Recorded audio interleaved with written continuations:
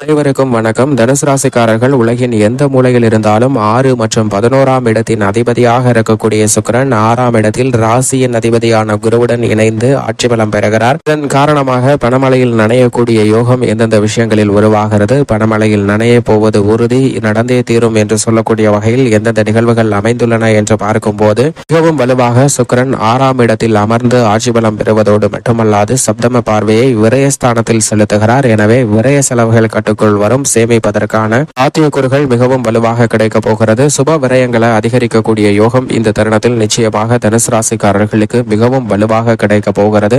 பொதுவாக சுக்கிரனை பொறுத்த வரைக்கும் நவ கிரகங்களிலே சுக அதிபதியாக திகழ்கிறாருங்க. சுக்கிரனினுடைய அருள் இருந்தால் வாழ்வில் சுகபோகமாக செல்வ செழிப்பு, வசதி வாய்ப்பு உள்ளிட்ட பல விஷயங்கள்ல அதிரடியான மாற்றமும் முன்னேற்றமும் கிடைப்பதற்கான யோகம் உண்டு. சுக்கிரன் உச்சத்திலோ அல்லது ஆட்சி பலம் பெறும்போதோ பல்வேறு வகையில அதிர்ஷ்ட வாய்ப்புகள் உங்களை தேடி வருவதற்கான யோகத்தை உருவாக்கி கொடுக்கிறாருங்க. அந்த வகையில் மே 20ஆம் தேதி முதல் ஜூன் மாதம் 13ஆம் தேதி முடிவதற்குள் ஆட்சி பலம் பெற்று மிகவும் வலுவாக சஞ்சரிக்கிறார் சுக்கிரன். எனவே பணமழையில் நனைய போவது உறுதி, இது நடந்தே தீரும் என்று சொல்லக்கூடிய வகையில் எந்தெந்த விஷயங்கள் அமைந்துள்ளன என்று ஆராய்ந்து பார்க்கும் போது பொதுவாக சுக்கிரனின் ஆட்சி வீடு ரிஷபம் மற்றும் துலாம் என பார்க்கப்படுகிறது. இந்த இரண்டு இடங்களிலும் ஆட்சி பலம் பெற்று அதீத பலத்துடன் சஞ்சரிப்பாருங்க.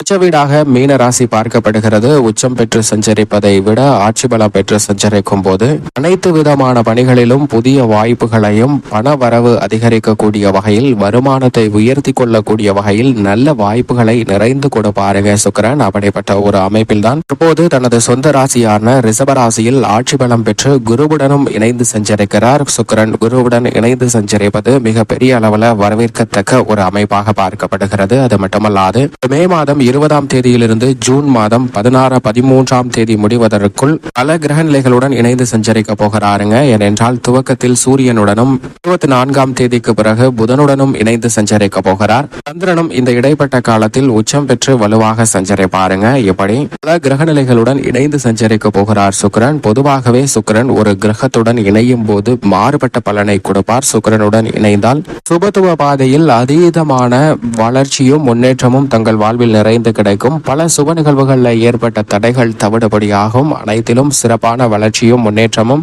நிறைந்து கிடைப்பதற்கான யோகத்தை வலுவாக ஏற்படுத்தி கொடுப்பாருங்க. வித்யாகாரகரான புதனுடன் இணைந்து சஞ்சரிக்கும் போது புத ஆதித்ய யோகம் மிக வலுவாக கிடைக்கும். ஆளுமையும் அதிகாரமும் கொண்ட சூரியனுடன் இணையும் போது ஆளுமையும் அதிகாரமும் கொண்ட உயர் பதவிகள் உங்களை தேடி வரும். அரசியல் சார்ந்த பணிகளிலும் மிக பெரிய அளவில் அதிரடியான மாற்றங்களை சந்திப்பதற்கான சூழல் உண்டு. இதைவிட சந்திரனுடன் இணைந்து சஞ்சரிக்கும் போது நிச்சயமாக 2.5 நாட்கள் சஞ்சரிப்பாருங்க. அந்த 2.5 நாட்கள் பணமழையில் நனைய போவது உறுதி என்று சொல்லக்கூடிய வகையில் உங்களுடைய சிறு முயற்சி கூட நிரந்தர வருமானத்தை உருவாக்கி கொடுக்கக்கூடிய வகையிலும் திட்டமிட்ட பணிகளை தொய்வில்லாமல் சிறப்பாக செய்து முடிக்கக்கூடிய வாய்ப்பும் நிறைந்து கிடைக்கக்கூடிய யோகத்தை உருவாக்கி கொடுப்பார். இது நிச்சயமாக வரவேற்கத்தக்க ஒரு அமைப்பாக பார்க்கப்படுகிறது. எனவேதான் ஆட்சி பலம் பெற்று சஞ்சரிக்கக்கூடிய சுக்கிரனால் பணமழையில் நனைய போவது உறுதி என்று சொல்லக்கூடிய வகையில் பல நன்மைகள் நிறைந்து கிடைக்கிறது. ஏனென்றால் சுக்கிரனுடன் இணைந்து சுப கிரகங்களாக இருக்கக்கூடிய சந்திரன், குரு, புதன் போன்ற அனைத்து கிரகங்களின் கூட்டணியும் இந்த தருணத்தில் மிக வலுவாக ஏற்படுகிறது. இது போன்ற அமைப்பு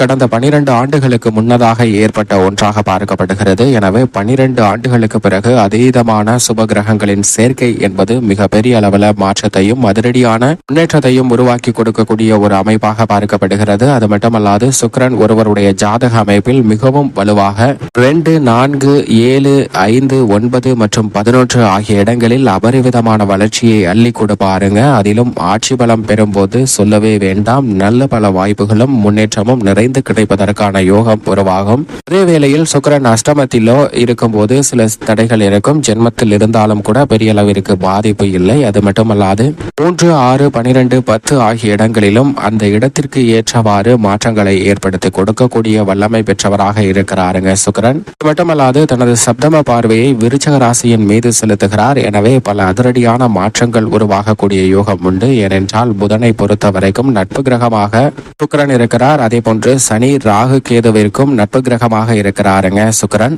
சுக்கிரனுக்கு சமகிரகமாக செவ்வாயும் குருவும் இருக்கின்றன. ஆனால் குருவின் பார்வையில் சுக்கிரனை பகை கிரகமாக பார்க்கிறார். செவ்வாய் சமகிரகமாக தான் சுக்கிரனை பார்க்கிறார். இருப்பினும் சுக்கிரனுடைய பார்வையில் பகை கிரகம் என்றால் அது நிச்சயமாக சூரியனும் சந்திரனும் தான் பார்க்கப்படுகின்றன. சூரியனையும் சந்திரனையும் கிரகமாக சுக்கிரன் பார்த்தாலும் கூட சந்திரன் சுக்கிரனை சமகிரகமாக பார்க்கிறார். இது மிக பெரிய மாறுபட்ட பார்வையாக இருக்கிறது. எனவேதான் சூரியன் சந்திரனுடன் இணையும் போது மிக பெரிய மாற்றங்களை ஏற்படுத்தி கொடுக்கக்கூடிய வாய்ப்பை உறுதிப்படுத்துகிறாருங்க சுக்கிரன். இது மட்டுமல்லாது தனித்து இருப்பதை விட கிரகங்களின் சேர்க்கையால் மிக பெரிய மாறுதல் உருவாகும் என்பதற்கு உதாரணமாக ஒரு கதையை எடுத்துக் கொள்ளலாம். ஒரு பேருந்து ஒரு மலைப்பகுதியில் சென்று கொண்டிருக்கிறது. அந்த மலைப்பகுதியில் சென்று கொண்டிருக்கும் போது புயல் காற்று இடியுடன் கூடிய மழை பெய்ய ஆரம்பிக்கிறது. பயங்கரமாக இடி சத்தம் விண்ணை புழக்கக்கூடிய அளவிற்கு அந்த பேருந்தை தாக்கக்கூடிய வகையில் வந்து கொண்டிருக்கிறது. இதை பார்த்த அனைவரும், அந்த பேருந்தில் இருப்பவர்கள் அனைவருமே பயத்தில் ஆழ்ந்து போகிறார்கள். அப்படி ஆழ்ந்து போகும்போது அந்த பேருந்தில் இருக்கக்கூடிய சில நபர்கள்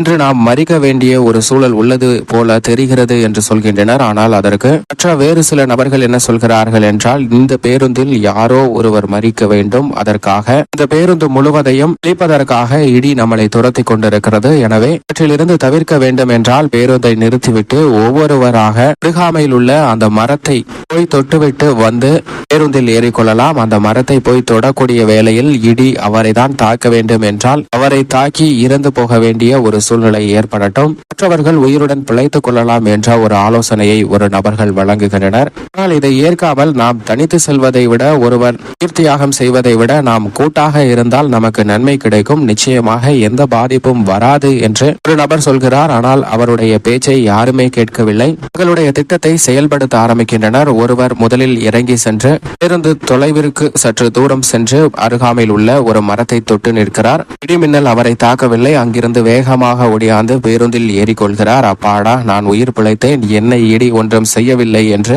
பெருமூச்சு விடுகிறார். இதை தொடர்ந்து மற்ற பயணிகளும் ஒருவர் பின் ஒருவராக இறங்கி செல்கின்றனர். பெரும்பாலும் அனைவரும் சென்று வந்ததற்கு பிறகு நாம் தனித்து இருப்பதை கூட்டாக இருந்தால் நமக்கு நன்மை கிடைக்கும் என்ற நபர் மட்டும் இன்னும் செல்லவே இல்லை. அவர் மட்டும்தான் இன்னும் அந்த மரத்தின் அருகாமையில் செல்லாமல் பேருந்தில் இருக்கிறார். உடனே அந்த பேருந்தில் இருந்த அனைவருமே, நீ ஒருவன் சாக வேண்டும் என்பதற்காக எங்கள் அனைவரையும் சாகடிக்க திட்டமிட்டுள்ளாயா என்று சொல்லி இந்த நபரை பேருந்தில் இருந்து இறக்கிவிட்டு நீ போய் மரத்தை தொட்டுட்டு வா என்று சொல்லி அனுப்பிவிட, அவரும் இதில் உடன்பாடு இல்லாமல் அந்த மரத்தை நோக்கி செல்கிறார். அந்த மரத்தின் மீது கையை வைக்கிறார். கை வைக்கும் போது இடியானது தாக்குகிறது. விழுந்த சத்தத்தில் கண் மூடுகிறார். கண் மூடி கண்ணை திறந்து பார்க்கும் போது அந்த இடியானது பேருந்தின் மீது விழுந்து பேருந்தில் மின்சாரம் பாய்ந்து அனைவருமே அங்கு இறந்து போகின்றனர், மடிந்து போகின்றனர். அப்போதுதான் ஒரு மிகப்பெரிய உண்மை தெரிய வருகிறது. இந்த ஒரு நபருக்காக அங்கு இருந்த அனைவருடைய உயிரும் காப்பாற்றப்பட்டிருக்கிறது. இதுபோன்றுதான் நம்மளுடைய வாழ்வில் நாம் செய்த ஏதோ ஒரு நன்மையும் நம்மளுடைய வாழ்வில் ஏற்படக்கூடிய பல இன்னல்களை விலக்கிவிடக்கூடிய ஒன்றாக அமைகிறது. அதே போன்றுதான் சுக்கிரன் தனித்து இருப்பதை விட, குரு தனித்து இருப்பதை விட கிரகநிலைகளால் ஏற்படக்கூடிய இணைவு நம்மளுடைய வாழ்வில் மிகப்பெரிய மாற்றத்தை ஏற்படுத்தும் என்பதும் யதார்த்தமான உண்மையாக பார்க்கப்படுகிறது. இவைதான் சுக்கிரனுடன் இணையக்கூடிய பல கிரகநிலைகளின் அமைப்பு காரணமாக பணவரவு அதிகரிக்கக்கூடிய வகையில் நல்ல வாய்ப்புகள் நிச்சயமாக இந்த தருணத்தில் கிடைக்கும். மற்ற கிரகநிலைகளின் அமைப்பு எப்படி உள்ளது என்று பார்க்கும்போது, குரு முழுமையாக ரிஷபராசியில் சஞ்சரிக்க போகிறார். சனி ஆட்சி பலம் பெற்று கும்பராசியில் வலுவாக சஞ்சரிக்கிறார். ராகு மீனராசியில் முழுவாக இந்த சுக்கிர பயிற்சி காலகட்டத்தில் சஞ்சரிக்க போகிறார். கேது கன்னிராசியில் சஞ்சரிக்க போகிறார். செவ்வாயை பொறுத்தவரைக்கும் மீனராசியில் 31ஆம் தேதி வரையும், அதற்கு பிறகு ஆட்சி பலம் பெற்று தனது சொந்த ராசியான மேசராசியில் வீற்றிருக்க போகிறார். சந்திரன் பல்வேறு இடங்கள்ல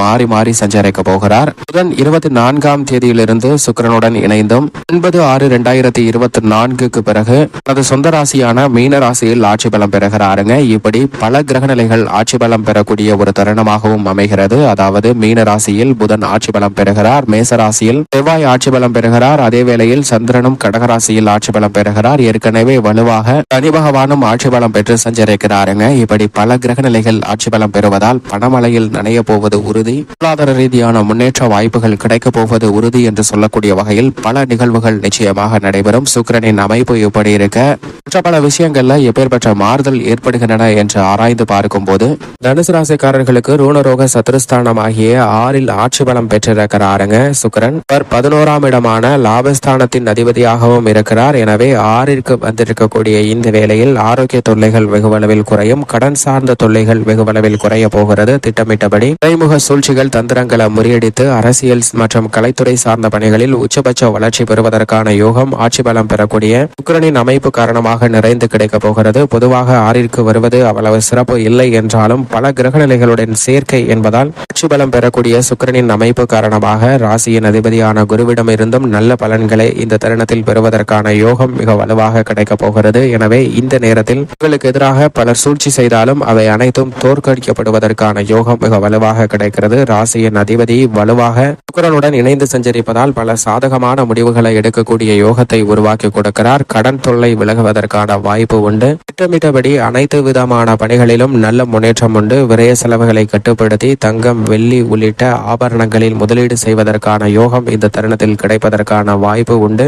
பாதியில் நின்ற பணிகளை தனுசு ராசிக்காரர்கள் மீண்டும் தொடர்ந்து செய்வதற்கான யோகம் கிடைக்கிறது. பாதியில் வீடு கட்டி நின்ற பணி மீண்டும் தொடரலாம். புதிதாக பல்வேறு விதமான பணிகளை இந்த தருணத்தில் சிறப்பாக முடிவெடுப்பதற்கான யோகம் தனுசு ராசிக்காரர்களுக்கு நிச்சயமாக வலுவாக கிடைக்கிறது. பல்வேறு வகையில தடையை சந்தித்து வந்த அனைத்து நிகழ்வுகளிலும் நல்ல முன்னேற்றம் வலுவாக கிடைக்கப் போகிறது. தொழில்துறையில் அசுர வளர்ச்சி காண்பதற்கான யோகம் இந்த தருணத்தில் நிச்சயமாக கிடைக்கிறது. பெண்மணிகளின் நலனுக்கு பொறுப்பேற்ற குரு, சுக்கிரன் ஆகிய 2 கிரகநிலைகளும் 6ஆம் இடத்தில் சஞ்சரிப்பதால் பெண்மணிகளுக்கு உள்ள மனதில் ஆறாத நீங்காத காயங்கள் அனைத்தும் விலகக்கூடிய வகையில் பல நல்ல சுப நிகழ்வுகளை சந்திப்பதற்கான யோகம் தனுசு ராசிக்கார பெண்மணிகளுக்கு கிடைக்கும். விவசாயம் சார்ந்த பணிகளில் நல்ல வளர்ச்சியும் கால்நடை வளர்ப்பில் சிறந்த முன்னேற்றமும் கிடைக்கக்கூடிய யோகம் மிகவும் வலுவாக கிடைக்கிறது. மாணவர்களின் கல்வியில் நல்ல முன்னேற்றம் உண்டு. மேலும் இந்த தருணத்தை சாதகமாக மாற்றிக்கொள்ள தனுசு ராசிக்காரர்கள் நிச்சயமாக உலகின் எந்த மூலையில் இருந்தாலும் வாரத்தில் வியாழக்கிழமை விரதம் இருந்து அருகாமையில் உள்ள வராகி அம்மன் ஆலயம் சென்று தீபம் ஏற்றி வழிபாடு செய்யுங்கள். தங்களுடைய வாழ்வில் ஏற்படக்கூடிய கஷ்டங்கள், சிரமங்கள் விலகி பணமலையில் நனையக்கூடிய யோகம் நிச்சயமாக